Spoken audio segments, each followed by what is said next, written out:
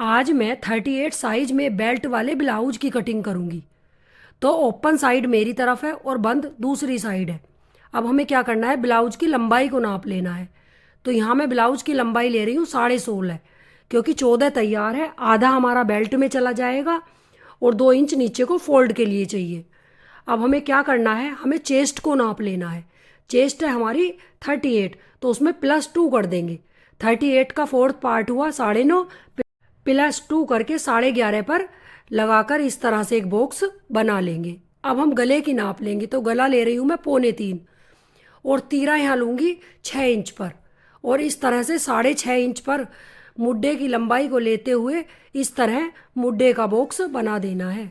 अब हमें क्या करना है, हमें अपनी चेस्ट पर निशान लगा लेना है 9.5 पर, और इस तरह हम अपने आर्म होल को नाप कर देखेंगे। तो यहाँ मेरे आर्म होल की गोलाई है 17, तो हम 8.5 पर देखेंगे कि हमारा परफेक्ट बैठ रहा है या नहीं। तो यहाँ मेरा 9 बैठ रहा है, तो आधा इंच ऊपर सिलाई में चला जाएगा इस तरह से। अब हम बेल्ट के निशान लगाएंगे। तो मैंने इधर से 5 और इधर से 3 इंच पर निशान लगाते हुए एक सीधी लाइन खींच ली है। अब हमें क्या करना है, ऊपर से अपेक्स पॉइंट है हमारा 10.5 पर, इस तरह से 10.5 पर निशान लगा लिया और आधे इंच की गोलाई देते हुए बेल्ट को इस तरह शेप दे देना है।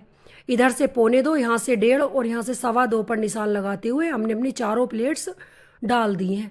अब मैं गले का निशान लगाऊंगी। तो गले की चौड़ाई रखूंगी 3.25 और लंबाई 6.5, और मैं सिंपल गला तैयार करूंगी। तो हमें इसकी गोल कटिंग कर लेनी है। और इस तरह से सभी निशान लगाने के बाद हम अपने अगले दोनों पार्ट्स की कटिंग कर लेंगे, और दोनों पार्ट्स को बैक में रखते हुए इस तरह से और 1 इंच लंबाई को कम करते हुए हम बैक पार्ट्स की भी कटिंग कर लेंगे।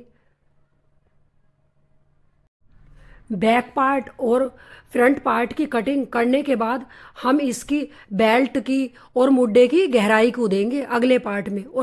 और बैक पार्ट में हम ऊपर से 10.5 और साइड से 3.25 पर इस तरह दोनों प्लेट्स को डाल देंगे।